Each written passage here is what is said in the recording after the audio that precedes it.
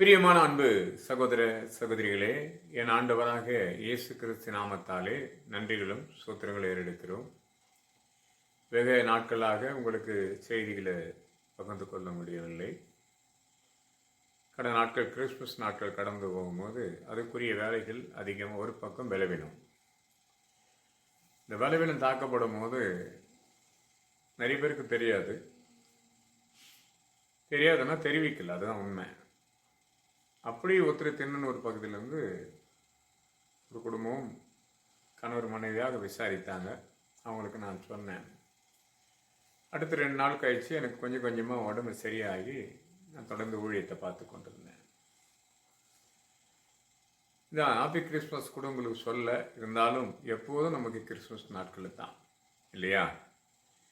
நல்ல கிறிஸ்துவ வேதத்தை படித்தவங்களுக்கு இந்த டிசம்பர் மாதம் பிறந்து 25ஆம் தேதி தான் கிறிஸ்மஸ் அல்ல. என்னைக்கெல்லாம் ஏழை எளியரை சந்தித்து நம்ம வாழறோமோ அந்த நாட்களெல்லாம் ஹாப்பி கிறிஸ்மஸாக தான் நம்ம வாழ்க்கை இருக்கும். ஏன்னா சிலர் கேள்வி கேட்டாங்க, நல்ல பென்சில் இருப்பாங்களே, சில கேள்விகளை கேட்பாங்க. ஏன்னா இந்த ஆண்டு என்ன ஆச்சுன்னா, நிதானமாக சில ஜபங்கள் கேட்கப்படுவதை போல நடந்து கொண்டேன். அதில் யாரையும் குற்றப்படுத்த நான் விரும்பவில்லை. அப்படி அந்த கிறிஸ்மஸ் நாட்களில் இன்னைக்கு கிறிஸ்மஸ் நாட்கள் பிறந்த நாள் சரியானதா அப்படின்னு வந்து கேட்கப்பட்டது. இப்போல ஒரு கேள்வி. நான் அவங்களுக்கு ஒரு பதில் சொன்னேன். இன்னைக்கு நேரத்தில் ஒரு 20 ஆண்டுகளுக்கு முன்பாகவே இந்த கேள்வியை என் மனதில் ஏற்பட்டு மற்றவங்களை கேட்கப்பட்ட காலங்களும் உண்டு. ஆனால் அந்த கிறிஸ்மஸ் நாட்களில் 25ஆம் தேதி என்ற காரணங்கள் ஒரு நாட்டின் சம்பந்தப்பட்டு பவுல் வாழ்ந்த நாட்களிலே இரத்த சாட்சியாக மரணத்துக்கு ஏற்பாடாக ஒரு நாட்டில் பிறந்த ஒரு பிள்ளைகள் கொண்டாடுகிற காலம்தான் அந்த காலம். வேதம் எப்பவுமே போய் சொல்லாது. மனிதனுடைய ஒரு நாட்களை வைத்திருப்பான், தெரியவில்லை. ஒரு நாட்களை பெரியவர்கள்லாம் எழுதி ஒரு நாட்களை முன்வைத்து அந்த நாட்களை கிறிஸ்துமஸாக கொண்டாடுறோம். இது யாருக்கும் இடைஞ்சல் கிடையாது. ஒரு சிலருக்கு வந்து கேள்வி கேட்டு பெரிய நாணமாக கேட்பறேன் என்று கேட்பாங்க. வேதத்தில் நிறைய விஷயங்கள் வந்து நடந்த மாதிரியே போட்டிருக்கோம், மாற்றி போட்டிருக்குது. அதெல்லாம் கேட்கப்பட்டவங்களுக்கு புரியும்படி சொல்கிறேன். எங்களுக்கும் தெரியும் கிறிஸ்துமஸ் நாட்களே வேதத்தில் இல்லைன்னு, பிறந்த நாளே இல்லை. ஆனால் இயேசுனுடைய பிறப்பை கொடுத்து உங்களுக்கு தெளிவாக ரொம்ப நாளாக பேசியிருந்தேன்.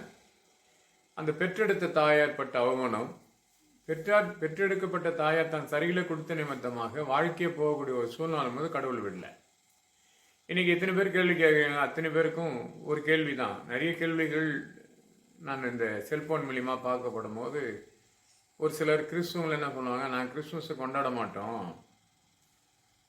என்ன பண்ண மாட்டோம், நாங்கள் அது டேட் இல்லை, நாங்கள் கரெக்டாக இருக்கிறோம் அப்படின்னு அவங்க சொல்லுவாங்க. என்னை பார்த்து அவங்க தப்பாக பேசுகிறாங்கன்னு மட்டும் யோசிப்பேன். வேதத்தில் தேவனுடைய காரியத்தை பிறப்பை கொடுத்து செய்திகளே கிடையாது. எனக்கு கூட தெரியும். பைபிளை கொடுத்து தெளிவாக லூக்கா 2ஆம் அதிகாரத்தை படித்தோம் என்று சொன்னால் அது என்ன சூழ்நிலை, அங்கே மெய்ப்பரை சந்திக்கிற காலங்கள் எந்த இடத்துல எந்த சூழ்நிலை சந்திக்கிறாங்கன்ற நேரம் வரைக்கும் எங்களுக்கு தெரியும் இல்லையா? அதாவது சில கேள்விகளுக்கு சரியான பதில். ஆனால் இந்த பிறப்பு நிமித்தமாக பலருக்கு உதவி செய்கிற ஒரு நாளாக தான் நினைப்பேனே தவிர சந்தோஷம் அடைவேன். அப்போ கூட பார்த்தேன் 2004 ஒரு காரியம் நடந்தது. ஒரு ஆட்சி சர்ச்சு இல்லையா, நிலநடுக்கம் ஏற்பட்டு தண்ணியெல்லாம் கடல்லேருந்து புறப்பட்டு வந்து மாண்டு போனது தான் 2026. அதாவது 2004 நடந்தது. 26ஆம் தேதினா அது நினைவுபடுத்தும்படியாக இருக்கிறது. அப்போ குறைஞ்சதுனாச்சு 2021 ஆண்டுகள் ஆகியும் அதை நினைவு கூறுவதை போல தான் இந்த பிறந்த நாளை கூட தேவனுடைய ஒருவர் பெரியவர் எழும்பி ஜனங்கள் மத்தியில் இயேசு கிறிஸ்துவனுடைய பிறப்பை கொடுத்து ஒரு திட்டமாக ஒரு அன்பு வரணும், ஒரு அரவணைப்பணும், ஒருத்தருக்கு ஒருத்தரை சந்திக்கணும், கை கொடுத்து கொள்ளணும். இந்த பிறந்த நாள் மற்றவங்களுக்காக உதவி செய்யப்படும் ஜனங்கள் மத்தியில் ஒரு மகிழ்ச்சி உண்டாக்க தான் பண்ணது. இதில் ஒரு சுயநலமும் கிடையாது. அதை விட்டுட்டு இன்னைக்கு பிறந்த நாள் இல்லை, நல்லா விஷயம் தெரிஞ்சு பைபிளை பற்றி தெரியாது, ஆனால் அவர் அதை சொல்லி நிற்பார். வேதத்தை தெளிவாக படிச்சவருங்க சொல்ல மாட்டாங்க. நல்லா ஒரு காலத்தில் பார்த்தா அந்த கிறிஸ்துமஸ் நாட்களில் வந்து நான் ஏற்கனவே செய்திகள் உங்களுக்கு சொல்லியிருப்பேன். எங்கள் சென்னையில் பார்த்தீங்கன்னா வட சென்னையில் இந்த கிறிஸ்துமஸ் ஊர்களில் வரும்போது ரொம்ப சந்தோஷமாக பார்ப்போம். ஏன்னா அவங்க அழகாக அந்த லைனாக பாடிக்கின்னு ஆர்சி, இன்றைக்கி சென்னை வேசர் பெல்ல இருக்கும் அந்த ஆர்சி சர்ச்சு அதாவது ஒரு பக்கம் பார்த்தீங்கன்னா ஸ்டேஷன் பக்கத்துலேயே இருக்கும், இன்னொன்று ஏரியா உள்ளே இருக்கும். அப்போ அந்த கார்னரில் இருக்கிற ரயில்வே ஸ்டேஷன் பக்கத்தில் இருக்கும். ரயில்வே ஸ்டேஷன் அந்த ரயில்வே ஸ்டேஷன் ஒட்டின மாதிரியே வரும் அந்த சர்ச்சு. அங்கேருந்து ஊர்வலம் வருவாங்க. குறைஞ்சது ஒரு 2 கிலோமீட்டர் இருக்குது. அந்த ஒரே தெரு தான், அந்த சத்தியமூர்த்தி நகர் என்ற ஒரு தெருவு தான் நேர் தெருவு. அமைதியாகிடும் அந்த 1 மணி நேரம் அது ட்ராவல் பண்ணும்போது. இன்னைக்கு கிறிஸ்மஸ் கேரளன்னு சொல்லி சிலர் ஆடுவதும் பாடுவதும் பார்க்குறோம். அது சந்தோஷத்தில் செய்கிறாங்க, தப்பில்லை. அன்னைக்கு அவ்வளோ அழகாக லைனாக வந்து பாடிக்கின்னு வருவாங்க.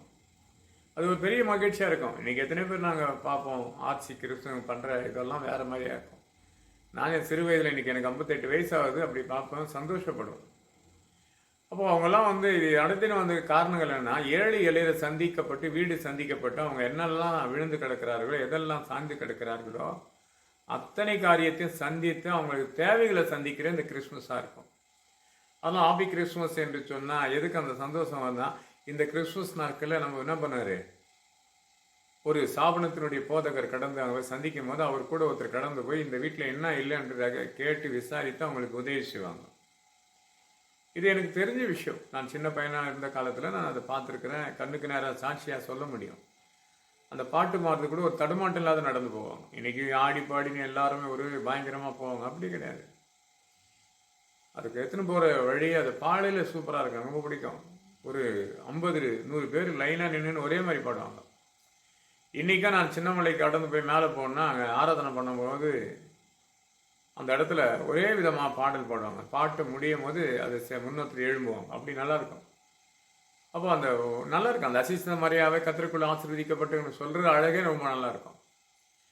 இன்னைக்கு கிறிஸ்துக்குள்ள அநேக காரியத்தை சொல்லுவாங்க. அந்த அம்மாவை கூட என்ன சொல்லுவாங்க, இவருக்கு இவங்களாம் ஆண்டவர் தானே பெற்றெடுத்தேன். அந்த பெற்றெடுத்த தாயாருக்கு எத்தனை அவமானம் வந்தது வாழ்க்கையில் பார்த்தீங்கன்னா. பெற்றெடுத்த ஒரு தாயார் சாதாரணமாக ஒரு பிள்ளையோ இல்லை என்னுடைய தாயாரோ வாழ்க்கையில் நாங்கள் வளர்ந்து வரும்படியாக குறைஞ்சது 40 ஆண்டுகள் எங்கள் 4 பேரும் எங்களை கண்காணித்து பார்த்து வந்தவங்க எங்கள் தாயார். அப்போ ஒரு தாயார் கொடுத்து இவ்வளோ யோசித்து இன்னும் நாங்கள் பேசணும்னு சொன்னால், ஒரு தேசத்துக்கு ஒரு ராஜா பிறக்கிறாருன்னு சொன்னால் அந்த தாயார் எப்படி நினைக்கணும்?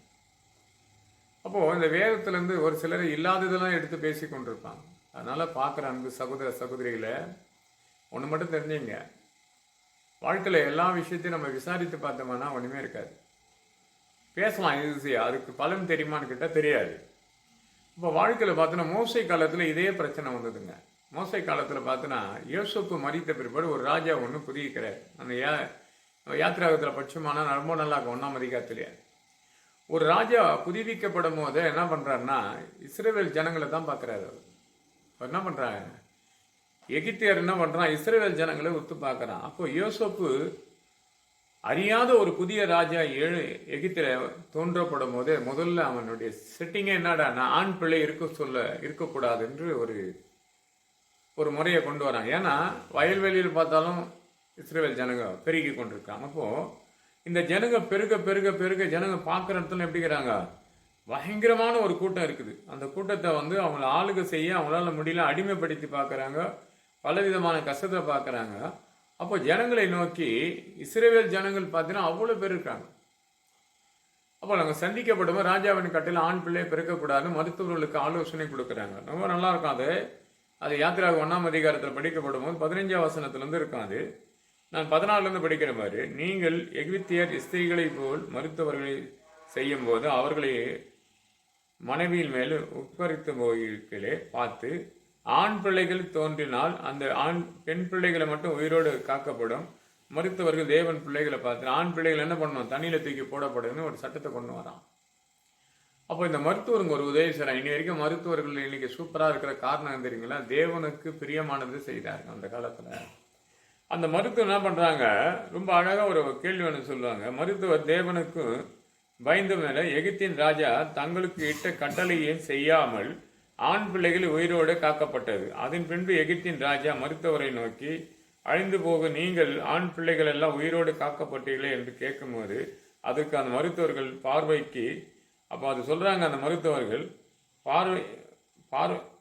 பார்வனுடைய நோக்கி எகிப்தின் ஸ்திரீயை போல அல்ல, அவர்கள் பலமுள்ளவர்கள், மருத்துவர்கள் அவரிடத்தில் போக முன்பே அவர்கள் பிரசங்கித்து என்றார். இதாவது மருத்துவர் போக முன்னே பிள்ளையை பெற்றெடுத்தார்கள் என்றாங்க. கடவுளை ஆசீர்வதித்து கடந்து பயணிக்கிறார். அப்போ யார் இவர்? மோசே என்ற ஒரு மனிதன். இந்த பிறப்புக்கு இந்த பிள்ளைகள் பார்த்தா யாத்திராக 2ஆம் அதிகாரத்தை படிச்சீங்கன்னா முதல் அதிகாரத்தில் ஒரு ராஜா எழுப்பின பிறகு பார்த்தா அந்த பிரச்சனை வருது. இன்னைக்கு தேசத்தில் அதே போல் தான் சில ராஜாக்களாக கிறிஸ்துவ மக்களுக்கு பல பிரச்சனைகள் எழும்புதுன்னு சொல்லி பலருக்கும் பல சாட்சியாக சொல்லுவாங்க இல்லையா? ஆனால் அந்த கட்டளையெல்லாம் மாற்றி அமைக்கணும் ஆண்டவரை தவிர யாராலையும் ஒன்றும் பண்ண முடியாது. ஏற்ற நாணம் உள்ளவர்கள் இல்லையா? அப்போ ஆண்டவருடைய காரியங்களை கொடுத்து பார்க்கப்படும் போது நிறைய வேதத்தில் நாளைக்கு இஸ்ரவேல் மக்களுக்கு மத்தியில் ஒரு வெற்றுவான அப்போ மோசே பிறந்த போது மோசே அந்த தாயார் கர்ப்பவதியாகி ஒரு ஆண் பிள்ளையை பெற்றால் அவள் அழகு உள்ளவனா என்று கண்டு 3 மாதம் ஒழித்து வைத்து வாழ வைத்தார். அதுக்கு பின்னாடி சட்டம் பிறந்துச்சு, ஆண் பிள்ளை இருக்கக்கூடாதுன்னு போது என்ன பண்ண முடியும்? அந்த பிள்ளைய ஒரு பொட்டியை ஒன்று உருவு பண்ணி அதை எடுத்து தண்ணியில் போடும்போது யார் அந்த கட்டளைக்கு உரியதார்களோ அவங்ககிட்டே அந்த குழந்தை போகும்போது அந்த அழகுள்ள பிள்ளையை பார்த்து யார் பிள்ளை ஆண் பிள்ளை இருக்கக்கூடாதுன்னு சொன்னவங்களே அதே பெற்ற தாயார வேலைக்காரியா அழைக்கப்பட்டு பிறக்கப்பட்டவர் தான் மோசே. மோசனுடைய சரித்திரம் இது. அப்போ அவருடைய காரியங்கள் பார்த்தா எங்க நம்ம எதிர்த்து நம்ம நினைப்போம் இந்த உலகத்தை பார்த்து நம்ம இவங்களால நமக்கு பிரச்சனை, இவங்களால நமக்கு பாடு, கடவுள் அவங்க மூலியமாகவே நம்மளை நடத்தி கொண்டிருப்பார். இன்னைக்கு எத்தனையோ பேர் பார்க்கலாம், கிறிஸ்துவ ஐக்கியத்திலேயே அத்தனை பேர் உண்டு. அதான் சிம்பிளாக சொன்னவங்க. ஒரு சிலருக்கு பார்த்தீங்கன்னா கிறிஸ்துமஸே இல்லைன்னு சொல்லுவாங்க கிறிஸ்துவ. அவங்க எப்படி சொல்ல நினைக்கிறாங்கன்னா இவங்க எல்லாரையும் காட்டி நாங்கள் மேன்மையானவர்கள் என்று நினைப்பாங்க. அப்படி கிடையாதுங்க.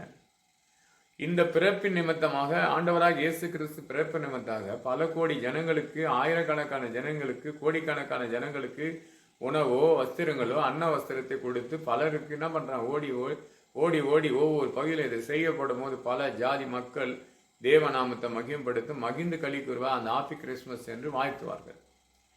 அதை தேடி இந்த நாட்கள் பிறக்கல என்று சொல்வது இருபுறம் கருக்குள்ளே சிலர் இன்னொருத்தர் இருக்காங்க. அவங்க என்ன பண்ணுவாங்கன்னா கிறிஸ்துமஸ் கொண்டாட மாட்டாங்க. நான் பார்த்தேன், நான் இப்படி தான் இந்த காலங்கள் தான் ஆராதனை பண்ணணும், மற்ற நாளில் பண்ணக்கூடாது, இது ஒரு கூட்டம். இப்படி பல மேத கொண்டு கிறிஸ்துக்குள்ள அநேகர் உண்டு. ஆனால் இயேசு கிறிஸ்து போய் சொன்னியா, இயேசு சொன்ன வார்த்தையை சொன்னியான்னு கேட்டே ஒருத்தரும் சொல்றது கிடையாதுங்க. நீங்கள் அநேகர் புறப்பட்டு போய் அநேகர் சீசராக்கி பிதா குமாரன் பரிசுத்த நாமத்தை ஞானஸ்தானத்தை கொடுன்னு சொன்னது இயேசு. அது ஒண்டிதான். அவர் சொன்னது பலர் செய்வாங்க, பல காரியத்தை பற்றி பேசுவாங்க, பலர் கும்பல் சேருவாங்க, சாப்பிடுவாங்க, பங்குவாங்க, கடந்து போயிடுவாங்க. இயேசு சொன்னது மத்திய 28ஆம் அதிகாரத்தில் 19 20 சொன்னப்பட்ட வார்த்தையே ஜனங்களுக்கு போய் செய்வதில்ல, அதை பற்றி பேசுவதும் கிடையாது.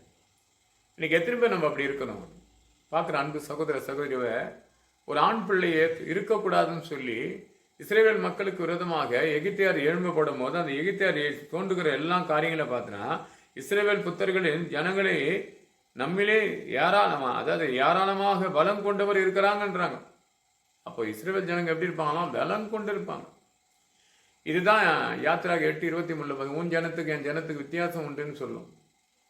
அப்போ என்ன வித்தியாசம் வருதுறான்னா, உன் ஜனத்துக்கு என் ஜனத்துக்கு வித்தியாசம் எப்படி வருதுறான்னா ஆண்டவர் நடத்துகிற விதம் அது.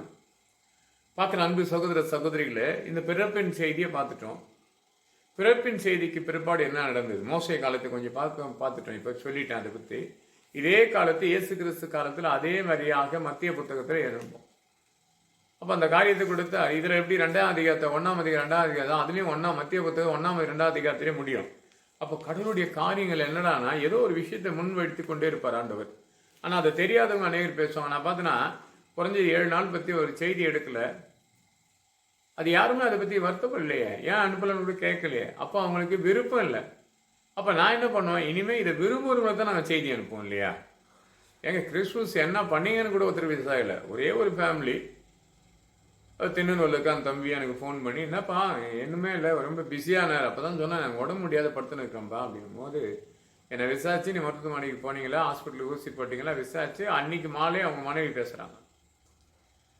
மற்றவங்களாம் ஏன் செய்திக்கு வரல என்ன ஆச்சுன்னு சொன்னால் எதையும் அவங்க யோசிப்பாங்க. உன் நினைவுகளே நினைவு இல்லை. பைபிளில் ரொம்ப தெளிவாக இருக்குங்க. பைபிளில் ஏசாயா புத்தகம் 55ஆம் 8 படித்தா உன் நினைவுகள் என் நினைவுகள் என்றார். மனுஷனுடைய நினைவுகள் அப்படிப்பட்டது. அப்போ இயேசு கிறிஸ்து பிறந்த பிற்பாடு ஒரு குழப்பங்கள் உண்டாகுது. இயேசு பிறந்தார் என்று நல்ல செய்தி தெரிவிக்கப்படுறோம், நல்ல பேர் படிக்கிறோம், அது அநேகர் கேட்குறோம். அப்படி இருக்கும் போது இயேசுடைய பிறப்பு நற்செய்தியாக சொல்லப்படும் போது தான் நம்ம லூக்கா 2ஆம் அதிகாரம் 11 படிக்கிறோம், மத்திய 1ஆம் அதிகாரம் 23 24 படிக்கிறோம். இதெல்லாம் படிப்போம். பைபிளில் நிறைய விஷயத்தை படித்து கொண்டே இருப்போம்னு வச்சுக்க. இயேசுடைய பிறப்பை கொடுத்து ஒரு இமானுவேல் என்று சொல்லப்பட்டு நல்ல ஒரு மனமகிழ்ச்சியாக அந்த தாயார் எத்தனையோ கவலைக்கூடிய காரியங்கள் இந்த உலகம் எடுத்துக்கொள்ளப்படும் போது பாவத்துக்குரிய தன் கணவரை தள்ளப்பட காலமாக கடவுளே போய் தரிசனத்தில் வெளிப்படுத்து என்ன பண்ணாது, அப்படிப்பட்ட தவறு பண்ணாது என்று சேர்த்துக்கொள்ள என்று சொல்லி விடுத்தாலும், ஆனாலும் இயேசு இந்த உலக ரட்சிக்க பிறந்தார் என்று சொல்லியிருக்கும் இல்லையா. அவரை கொடுத்து பார்க்கும்போது இந்த நல்லா இருக்கும். மத்திய புத்தகத்தில் படிக்கப்படும் போது ஒரு 1ஆம் அதிகாரத்தை மட்டும் ஒரு அதிகாரத்தை புதுசு நான் இது கடந்து போகிறேன், ஏன்னா டைம் இல்லை. அப்போ அவர் இதோ ஒரு கன்னியை கர்ப்பவதியா ஒரு குமாரனை பெறுவார், அவருக்கு இமானுவேல் என்று பெயரிடுவார் என்று சொன்ன. இமானுவேல் என்றால் என்ன? அப்போ இமானுவேல்னா என்பது தேவன் நம்மளோடு இருக்கிறார் என்ற அர்த்தமா. அப்போ நம்மளோடு இருக்கிற அர்த்தமா இருக்குன்னு சொல்லப்பட்டு திருக்க உரையப்பட்ட பிறகு, ஆனா அந்த நாட்டின் ராஜா, அப்போ ஏதோம் ராஜா என்ன பண்றான்னா அவனை மரணத்துக்கு ஏதாக தரான். சாஸ்திரிகளை விசாரிக்கப்படுகிறான். நீ மத்திய புத்தகத்தை படிச்சீங்கன்னா 2ஆம் அதிகாரத்துல வந்து ரொம்ப நல்லா இருக்கும். 5ஆம் வருஷம் 3ஆம் வருஷத்துலேருந்து ஆரம்பிச்சவங்க முடிவு வரைக்கும் ரொம்ப நல்லா இருக்கும். அப்போ மரணத்துக்கு அந்த தேட சொல்றான். அப்போ வந்த வழி கடந்தவர்கள் திரும்பி போகாதபடி அப்போ என்ன பண்ற, மத்திய புத்தகம் 2ஆம் அதிகாரத்தை 12ஆம் வசனம் 13ஆம் வசனம் பதினா இதை சொல்லி ஆசீர்வதிக்கப்பட்டு காணிக்கா கொடுத்து போகும்போது சொல்லுவாரு, நீ வந்த வழி போகாத வேறு வழியில கடந்து போகணும். இந்த செய்தி நான் எடுத்திருப்பேன். இன்னைக்கு நம்மளுடைய தமிழ்நாட்டில் முழுவதும் யாருமே வந்த வழி திரும்பி போக மாட்டேன்னுவாங்க. அது பார்த்தோன்னா பழைய எதுவுங்க அப்படின்னு இல்லைங்க, வேதத்தில் உள்ள ஒரு ரகசியம் இது. வந்தவை கடந்து போனா என்ன பண்ணுவான் அந்த எகிப்து. அப்போ பார்வோன் என்ன பண்ணுவான், முறியடிக்க பார்ப்பான். அப்போ அந்த பார்வோனுக்கு இவங்க பயந்துருக்கனால அப்போ எகிப்தின் ராஜா அங்க பார்வோன், இங்க எகிப்தின் ராஜா. இங்க எகிப்தின் ராஜா என்ன பண்ண போனான், சாஸ்திரிகள் விசாரிக்கப்படுகிறான். சொல்லப்பட்டபடி நடந்திருக்குது, இயேசு பிறந்தது உண்மைதான் என்று சொல்லி மிக 5ஆம் அதிகாரம் இல்லையா, அதுபோல் நிறைய வார்த்தைகள் அங்கே ஏசாயா புத்தகத்தில் 9ஆம் அதிகாரம் 6ஆம் வசனம், ஏசாயா புத்தகம் 7ஆம் அதிகாரம் 14ஆம் வசனம் இல்லையா, எண்ணாங்க புத்தகத்தில் 24ஆம் அதிகாரம் 17ஆம் வசனம், இப்படி இயேசுனுடைய பிறப்பு பார்த்தா தானியேல் புத்தகம் 9ஆம் 25ஆம் வசனம், இத்தனை வசனம் இயேசுடைய பிறப்பு சொல்லித்தான் அப்புறம் வந்து இங்க பிறக்கிறார். அப்போ வாழ்க்கையின் வாழ்வாதாரத்தை பார்க்கப்படும். இயேசுடைய பிறப்பை கொடுத்து பெத்தெடுத்த தாயார் ஒரு பக்கம் பயத்தோடு நடுக்கத்தோடு பலவிதமான குழப்பத்தோடு கேட்டு இணைக்கப்பட்ட பிற்பாடு தன் பிள்ளையே என்ன பண்றாங்க, மரணத்துக்காக தேடப்படும் போது அவருக்கு சொல்லப்பட்ட வார்த்தை தான் ரொம்ப நல்லா இருக்கும் அந்த வார்த்தையை. அப்போ அவங்க சொல்ல படிக்கணும் பாருங்க, மத்திய புத்தகம் 2ஆம் அதிகாரம் 13ஆம் வசனம் படிக்கிறேன். அவர்கள் போன பின்பு கர்த்தருடைய தூதனான சொப்பனத்தில் யோசேப்புக்கு காணப்பட்டது, ஏதாமின் பிள்ளையை கொலை செய்ய தேடுகின்றான், அதனால் நீ எழுந்து பிள்ளையும் அதனுடைய தாயாரையும் கூட்டிக் கொண்டு எகிப்துக்கு ஓடி போய் நான் உனக்கு சொன்ன வரைக்கும் அங்கே இரு என்றார். இன்னைக்கு சில பிரச்சனை நம்ம வாழ்க்கையில வரும். இயேசு கிறிஸ்து பிறப்பை மட்டும் செய்திகள் அலையுது, ஆனா பிறந்த அடுத்த நாள் கொண்டாடுறோம். அடுத்த நாள் என்ன நடக்குதுன்னு சொன்னா அவரையே கொல்ல நினைக்கக்கூடிய ஒருவன் எழும்புறான். அப்போ அவர் என்ன சொல்றாரு, அவன் இருக்கிற வரைக்கும் கொஞ்ச நாள் நான் சொல்ற வரைக்கும் தேவன் சொல்ற நீ கடந்து பயணித்துக் கொண்டு. ஏன்னா இவருக்கு அந்த அதிகாரத்தை அப்ப கொடுக்கப்படவில்லை. அந்த அதிகாரத்தை கொடுத்தா உங்களுக்கு ஒரு வசனம் கூட பச்சேன் இல்லையா, மத்திய புத்தகம் 28ஆம் அதிகாரம் 18ஆம் வசனம் தான் அவருக்கு அந்த அதிகாரம் பரிபூர்ணமா கிடைக்கப்படுகிறது. எப்படனா மரித்து 3ஆம் நாள் ஒளி தேர்ந்து பிறப்பாடு. அவர் வந்த வேலை 33 ஆண்டுகள் வாழத்தக்கக்கூடியதாக. ஆனால் முன்னாடி பார்க்கும் போது அவரை தேடும் போது அவர் என்ன பண்றாராம், நான் சொல்ற வரைக்கும் நீ என்ன பண்ணாத வராதுன்னு சொல்லப்படும் போது ஒரு காலகட்டம் வரைக்கும் காத்தினாங்க. இன்னைக்கு பார்க்குற அன்பு சகோதர சகோதரிகளை, நான் ஊழியக்காரா இருக்கிறேன், எனக்கு எத்தனையோ போராட்டங்கள் வரும். இயேசு கிறிஸ்து என்ற ரட்சகரை குறித்து நான் பேச வரேன்னு சொன்னால் என்னையே குற்றப்படுத்த ஒரு கூட்டமே இருக்குது. அவங்களை நம்ம ஒன்றும் பண்ண முடியாது. நாவலால் அழகா பேசிடுவாங்க, அதுக்கப்புறம் தவறு பண்ணிட்டுன்னு உணருவாங்க. அப்போ கூட தப்பை வந்து நேருக்கு சொல்லி மன்னிப்பு கேட்குற ஜனமே கிடையாது. அப்போ ஒரு சிலர்லாம் என்னை பேசப்பட்டதை இன்னைக்கு கூட நினைப்பேன், எதுக்காக பேசுனாங்க, இவங்களுக்காக நம்ம என்னெல்லாம் பண்ணியிருக்கிறோம் அதை யோசிக்கல. கடவுளை அவங்களுக்கு அவ்வளோ அதிசயம் செய்து கடைசியாக நம்ம என்ன பண்ணுறாங்க, அவங்க அசட்டை பண்ண பார்க்குறாங்க. அதை பற்றி நோ கவலை. ஏன்னா இயேசு கிறிஸ்து ரட்சகர் என்ற ஊழியத்தை செய்வது லேசானது கிடையாதுங்க. எங்கள் சபையிலேருந்து கூட அநேகரை வந்து ஒரு சிலர் என்ன பண்ணிட்டாங்க, எங்கள் சபைக்கு வாங்க எங்கள் சபைக்கு வாங்கன்னு கூப்பிட்டு ஒருத்தர் என்ன பண்ணாரு, நிறைய பண்ணிட்டாரு எங்கள் கிராமத்தில்.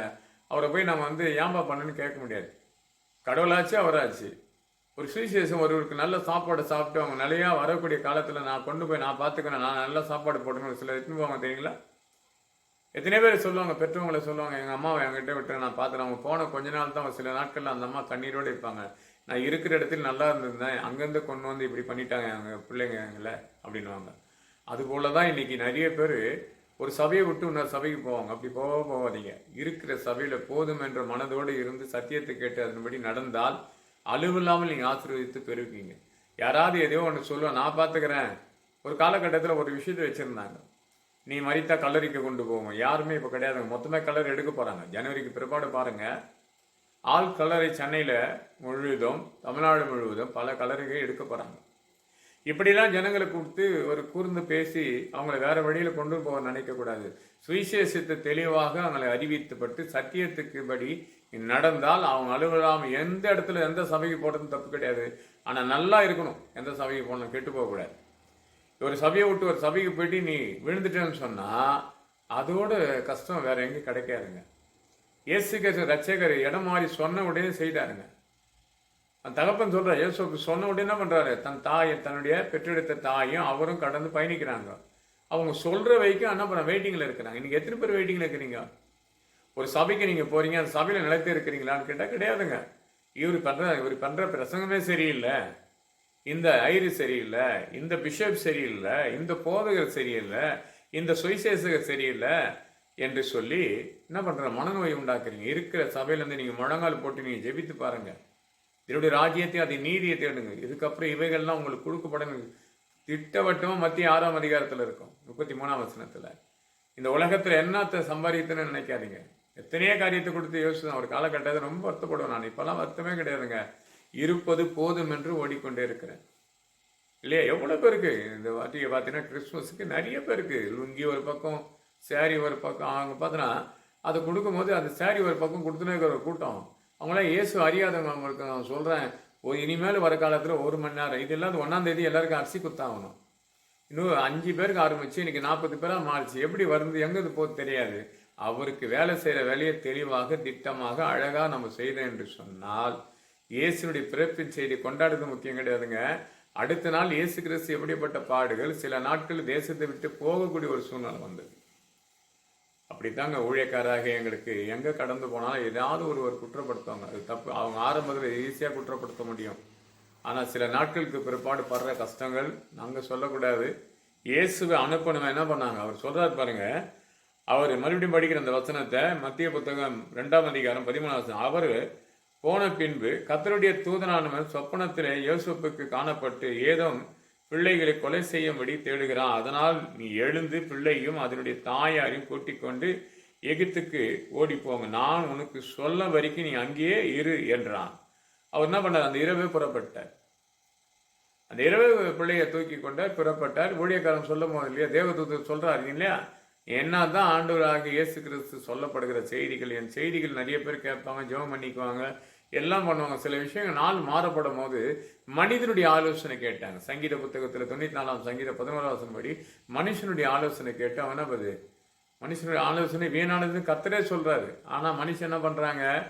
ஊழியக்காரன் போல கடைசி காலத்தில் சொல்லப்பட்டது நடக்குது. இப்போ வஸ்திரத்தை தரித்து கொண்டு சிலர் பேசுற வார்த்தைகள் நமக்கு ஏற்றபடி பேசுவாங்க, அப்படியே மனசு ஒடிக்கிறமே பேசுவாங்க. ஆனா உனக்கு பிரச்சனையோ பாடு உபத்திரம் வந்தா விலகி நின்று ஜெபிக்கலான்ட்டு போய்கினே இருப்பாங்க, தூக்கி விட மாட்டாங்க. எனக்கு ஒரு காரியம் நடந்தது. நான் திருத்தணி பக்கத்தை கடந்து போயிருந்தேன். ஒருத்தர் பலவீனம் உள்ளவர்.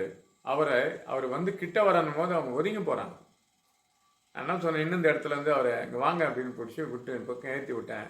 ஒன்றும் இல்லைப்பா, எப்படி பண்ணுறாங்க பாருப்பா, நான் வயசானவன்பா அப்படின்னாரு. ஒன்றும் இல்லைங்க, அவங்க ஒன்றுமே பண்ணல அப்படின்னு கையை பிடிச்சி அந்த தண்ணி செதறி போய்க்கிறேன். தண்ணியை தாண்டி வந்தேன், தண்ணி செதுறது அவர் காலை வச்சு. அவர் வயசானவர் இல்லையா, அவர் கையை பிடிச்சி அந்த பக்கம் விட்டு போகிற அவர் அப்படியே சந்தோஷத்தோடு போகிறார். இதுதாங்க கிறிஸ்மஸ்ஸு. மற்றவங்களுக்கு செய்கிறது தான் கிறிஸ்மஸ்ஸு. தன் சுயநலத்துக்காக எதையே யோசிக்கக்கூடாது, எதை பற்றியும் கவலைப்படுறது கிடையாது. ஒரு காலத்தில் பார்த்தீங்கன்னா அநேக காரியத்தை கொடுத்து ரொம்ப கவலைப்படுவேன். இப்போல்லாம் அது கிடையாது. இருப்பது போதும் என்று மனதோடு போய்கொண்டே முழங்கால் போட்டு ஜெபித்துப்பாரு, தேவனுடைய ராஜ்யத்தை தேடிப்பாரு.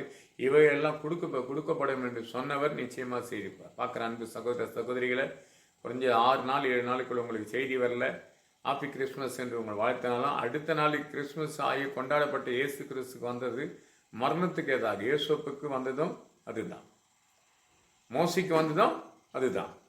அப்போது என்னடானா, அவன் இந்த காலத்தில் மோசிக்கு வர ஆபத்து யாருன்னா, எகிப்தின அவன் யார் விரோதமாக எழும்பினானோ அவங்களுடைய பெண் மூலியமாக வளர்க்க சொல்லி அவனுங்களை எதிராளியே நம்மளை ஃபாலோ பண்ணி வளர்ப்பாங்க.